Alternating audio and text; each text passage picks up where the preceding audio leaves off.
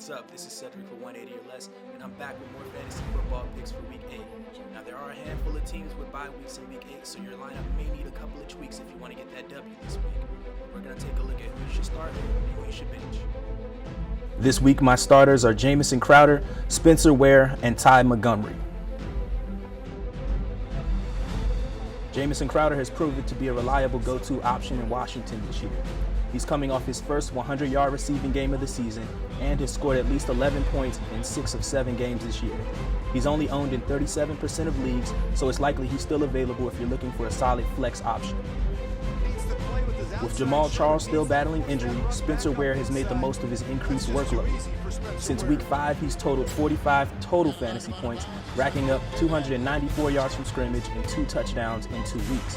Ware should continue to see his touches increase as the Chiefs have a favorable matchup against Indianapolis this week. After being a non-factor in fantasy through the first 5 weeks, Ty Montgomery has found his niche in Green Bay's offense. Taking snaps at both running back and wide receiver, Montgomery has topped 100 yards from scrimmage in each of the past 2 weeks, scoring a total of 41 points. He's primed to be a dark horse fantasy pickup as it gets later in the season. Now let's take a look at my bench. Alshon Jeffrey, Antonio Gates, and Carson Wentz should all get the bench in Week 8. Alshon Jeffrey has been a middle-of-the-road fantasy performer this year. He's posted double-digit scores in 5 out of 7 weeks, but has yet to score more than 16 points in a game. Jeffrey hasn't scored a touchdown all season, and his chances of doing so look dim with the current evolving door of quarterbacks in Chicago.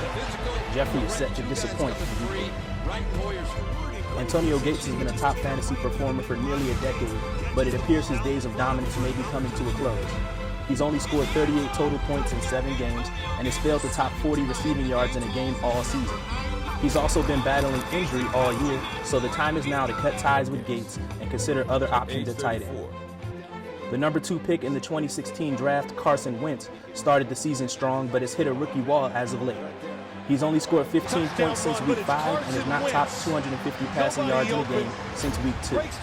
The Eagles face a well-rested 5-1 Dallas team this week, so don't bet on the rookie quarterback to break his slump this year. So those are my fantasy football picks for Week 8. What'd you think?